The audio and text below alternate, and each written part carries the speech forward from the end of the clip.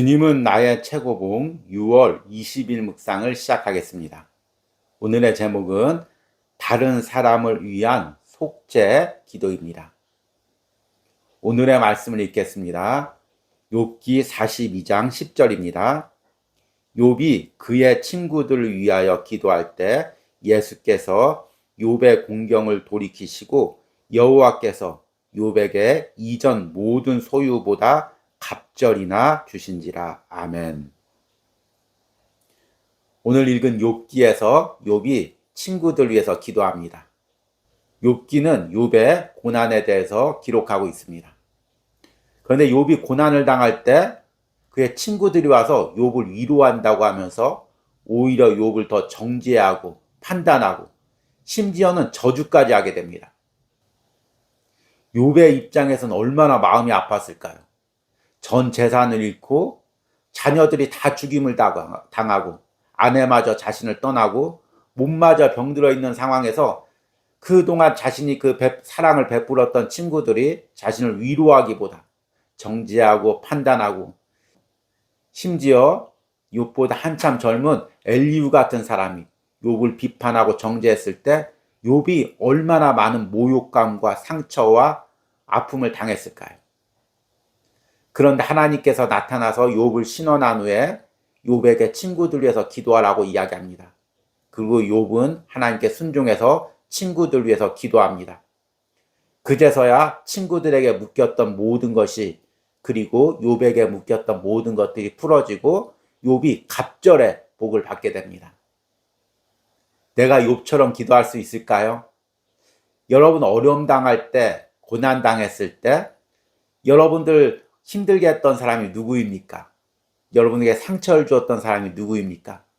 그 사람을 위해서 기도할 수 있겠습니까? 주님은 나의 최고봉을 묵상하다 보면 여러 번 중보 기도에 대해서 이야기합니다. 그런데 이 중보 기도가 단지 남을 위한 기도가 아니라 저자가 강조하는 것은 영적인 훈련의 가장 중요한 기도가 중보 기도라고 이야기합니다. 왜 중보 기도가 우리의 영적 훈련에 가장 중요하고 또 예수님이 원하시는 기도일까요? 오늘 묵상을 통해서 그 중보 기도의 능력을 경험해 보시기 바랍니다. 오늘의 묵상입니다.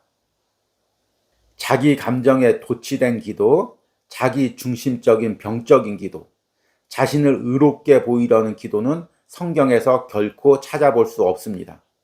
스스로의 힘으로 하나님과 바른 관계를 맺어보겠다고 애쓰는 것은 속죄에 대한 반역을 일으킵니다. 주님께서 제 기도에 응답하시면 저는 제 마음을 정결케 하겠습니다. 주께서 저를 도와주시면 바른 길을 걷겠습니다. 그러나 나는 하나님과 바른 관계를 세울 수 없습니다. 내 인생을 완전하게 할 수 없습니다. 하나님과 바른 관계를 맺을 수 있는 유일한 길은 오직 주 예수 그리스도의 속죄를 절대적인 선물로 받아들이는 것입니다. 그 선물을 받아들일 만큼 낮아져 있습니까? 모든 요청을 내려놓고 모든 노력을 멈추십시오. 자신을 주의 손에 완전히 맡기십시오. 그 후 다른 사람을 위한 제사장적인 중보 기도 사역에 전념하십시오. 안타깝게도 속죄에 대한 불신앙 때문에 자신의 구원을 위해 많은 기도를 드리는 경우도 있습니다. 예수님은 우리를 구원하기 시작하시는 것이 아닙니다. 그분은 이미 우리를 구원하셨으며 구원은 완성된 작업입니다. 그러므로 주님께 그 일을 또 하시라고 기도하는 것은 주를 향한 모독입니다. 아직 100배의 결실을 얻지 못했다면, 하나님의 말씀에 깊은 깨달음이 없다면 친구들 위해 기도를 시작하십시오. 사람들의 내면 세계를 변화시키는 사역에 임하십시오. 욥이 그의 친구들 위해 기도할 때 여호와께서 욥의 공경을 돌이키시고 구원을 받은 자로서 당신이 꼭 해야 할 참된 일이 있다면 그것은 중보기도입니다. 하나님께서 당신을 어떤 상황에 두시든지 즉시 기도하기 시작하십시오. 주님의 속죄가 당신에게 임했던 것처럼 다른 사람에게도 그 속죄가 실현되도록 기도하십시오. 지금 당신의 친구들과 당신이 만나는 사람들 위해 기도하십시오. 아멘. 제가 오래전에 알았던 한 전도사님이 있습니다. 이분이 직장을 다니시다가 병에 걸려서 직장을 못 다니게 되었습니다. 그런데 육체적인 질병보다 마음의 질병이었습니다. 그래서 멀쩡한데 직장을 안 다니고 집에만 있으니까 아내가 매일같이 이혼 서류를 가지고 와서 이혼해달라고, 도장을 찍어달라고 이야기를 했습니다. 그래서 남자가 사정을 하면서 조금만 기다려보라고, 내가 얼른 건강해져서 또 돈도 벌고 정상적으로 할 테니까 조금만 인내해달라고 이렇게 사정을 했습니다. 그래도 아내가 계속해서 못 참고 빨리 이혼해달라고 요청을 했습니다. 그래서 어찌어찌 시간을 벌다가 부흥집회 참석해서 하나님의 뜨거운 은혜를 받고 신학을 하게 되었습니다. 그리고 이제 목회자가 되었죠. 그런 이제 목회자가 되어서 은혜롭게 사역을 하는데 사람들이 다 자꾸 사모님을 칭찬하더라는 것입니다. 아, 사모님 어떻게 이렇게 기도 많이 하셔서 훌륭한 남편을 좋은 대기업 다니다가 이렇게 주의 종으로 만드셨습니까? 그래서 사모님이 아무 말 않고 웃기만 하더라는 것입니다. 그런데 그 모습을 보니까 전도사님이 너무 화가 나더라는 것입니다. 예전의 상처가, 예전의 쓴물이 다시금 올라온다라는 것입니다. 그런데 다시금 그 쓴물이 올라오니까, 상처가 올라오니까 그 예전의 그 마음의 그 질병이 다시금 생기는 것입니다. 그래서 깨달았습니다. 하나님이 이 아들을 용서하기를 원하는구나. 그때 내가 받았던 상처를 용서하기를 원하는구나. 그렇게 아내를 위해서 용서하고 아내를 위해서 기도했다고 합니다. 그래서 하나님께서 다시 회복을 시켜주셨습니다. 우리도 그렇지 않습니까? 내가 평안할 때, 내가 잘 나갈 때, 누가 뭐라고 할 때는 크게 신경이 쓰이지 않습니다. 내가 정말 인생의 코너에 몰려있고 어려움을 당할 때, 나를 비난하고 판단하고 더 코너로 몰아붙이던 사람을 도저히 용서할 수 없을 때가 있습니다. 이미 그 일은 다 끝났는데도 다시금 그때 일을 생각하면 상처로 남는 경우가 있습니다. 그런데 그것을 내 마음에서 풀고 그 사람을 위해서 기도할 때 하나님께서 내 상처를 치유하시고 만져주십니다. 오늘 욥과 같은 상황이죠. 저자는 하나님이 기뻐하지 않는 기도와 기뻐하는 기도를 이야기합니다. 하나님이 기뻐하지 않는 기도는 자기 중심적인 기도입니다. 모든 상황을 내 상황에서 판단하고 또 나만을 위해서 기도하는 것입니다. 자기 감정에 도취된 기도, 자기 중심적인 병적인 기도, 자신을 의롭게 보이려는 기도는 성경에서 결코 찾아볼 수 없습니다.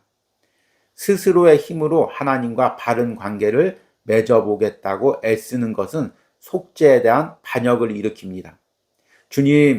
주님께서 제 기도에 응답하시면 저는 제 마음을 정결케 하겠습니다. 주께서 저를 도와주시면 바르게 걷겠습니다. 그러나 나는 하나님과 바른 관계를 세울 수 없습니다. 내 인생을 완전하게 할 수 없습니다.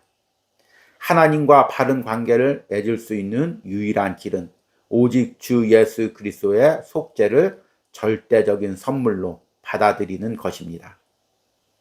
그 선물을 받아들일 만큼 낮아져 있습니까? 모든 요청을 내려놓고 모든 노력을 멈추십시오. 하나님이 기뻐하지 않는 기도는 내 중심적에서 내가 무엇을 하려고 하고 또 내가 필요한 것들을 하나님께 달라고 하는 내 자기 중심적인 기도입니다. 이런 기도는 예수 그리스도의 속죄를 의지하지 않고 자신의 능력과 자신의 요청만을 바라보는 기도라고 이야기합니다. 반면 하나님께서 기뻐하는 기도는 이런 자기 중심성을 내려놓고 예수님의 속죄의 선물을 온전히 받아들이고 나뿐만 아니라 다른 사람이 그 예수님의 속죄의 선물을 온전히 누릴 수 있도록 기도하는 것입니다. 하나님과 바른 관계를 맺을 수 있는 유일한 길은 오직 주 예수 그리스도의 속죄를 절대적인 선물로 받아들이는 것입니다. 그 선물을 받아들일 만큼 낮아져 있습니까? 모든 요청을 내려놓고 모든 노력을 멈추십시오. 자신을 주님의 손에 완전히 맡기십시오. 그 후 다른 사람을 위한 제사장적인 중보 기도 사역에 전념하십시오. 예수 그리스도의 속죄를 선물로 받아들인다는 건 무엇입니까? 예수님의 십자가의 보혈의 능력이 내 영혼을 구원할 뿐만 아니라 내 영혼까지 또 깨끗하게 하고 내 내면까지 또 깨끗하게 해서 주님과 온전히 교제할 수 있는 존재로 나를 만들어 가심을 믿는 것입니다. 그리고 여기에서 제사장적 중보 기도가 나오는데 이것은 단지 내 자신만 그렇게 되기 위해서 기도하는 것이 아니라 내 주변에 있는 사람도 예수님의 속죄의 선물을 받아서 때론 내 눈에 모나고 연약해 보이는 그런 부분까지도 내면의 모든 상처와 교만과 악함도 예수님의 보혈로 씻겨지고 정결케 되기를 기도하는 것입니다. 이런 기도를 하나님께서 기뻐하시고 이런 기도를 할 때 내 내면이 하나님이 기뻐하시는 대로 변화될 수 있다는 것입니다. 나 역시 예수님의 속죄의 선물을 온전히 누릴 수 있게 된다는 것입니다. 내가 누구를 용서하지 못하고 누구를 품지 못하고 그를 위해서 기도하지 못할 때 예수님의 속죄의 선물을 내가 온전히 누릴 수 없게 됩니다. 아직 100배의 결실을 얻지 못했다면, 하나님의 말씀에 깊은 깨달음이 없다면 친구를 위해 기도하기 시작하십시오. 사람들의 내면 세계를 변화시키는 사역에 임하십시오. 욥이 그의 친구들 위해 기도할 때 예수께서 욥의 공경을 돌이키시고 구원을 받은 자로서 당신이 꼭 해야 할 참된 일이 있다면 그것은 중보기도입니다. 하나님께서 당신을 어떤 상황에 두시든지 즉시 기도하기 시작하십시오. 여러분은 내가 욥과 같은 상황에 처했을 때 나를 비난했던 엘리바스, 빌다, 소박, 엘리우 같은 친구들이 있었습니까? 그 말들이 지금도 내게 상처로 남아 있습니까? 그래서 차마 그들을 위해서 기도하기가 힘들 때가 있지 않습니까? 그런데 예수님의 속죄의 능력으로 내 안의 모든 상처와 미움을 씻고 또 그 사람의 내면을 위해서도 함께 기도하시기 바랍니다. 그럴 때 하나님께서 내 심령 가운데, 그 사람의 심령 가운데 축복하실 것입니다. 오늘의 적용 질문입니다. 욥의 친구들처럼 내가 고난을 당할 때 나에게 상처를 준 사람들이 있습니까? 그 사람을 용서함으로 중보할 수 있는 마음을 달라고 기도하시기 바랍니다. 아멘. 우리 기도하겠습니다. 주님, 십자가에 매달려서도 자신을 조롱하고 침을 뱉는 사람들 위하여 기도했던 예수님의 마음을 우리에게 주시옵소서. 전 재산을 잃고 자식들까지 잃고 주님 몸에 온갖 질병으로 고통당하는 욥을 향해 비난했던 친구들을 욥이 용서하고 그들 위해서 기도했던 그 마음을 내게도 주시옵소서. 주님, 내가 고난당할 때 나에게 상처를 주고 내 상처를 후벼 판었던 사람이 누구입니까? 그 상처가 지금도 남아서 내게 아픔을 주고 있는 것이 무엇입니까? 예수님의 십자가의 속죄의 보혈이 나의 모든 상처를 씻어주시고 그 사람을 위해 기도할 수 있게 하시고 그 속죄의 보혈이 그 사람의 심령도 정결케 할 수 있는 은혜를 허락하여 주시옵소서. 오늘 주님은 나의 최고봉을 묵상하는 모든 심령 가운데 성령님께서 용서할 수 있는 마음, 기도할 수 있는 마음을 허락하여 주시옵소서. 예수님의 이름으로 기도했습니다. 아멘.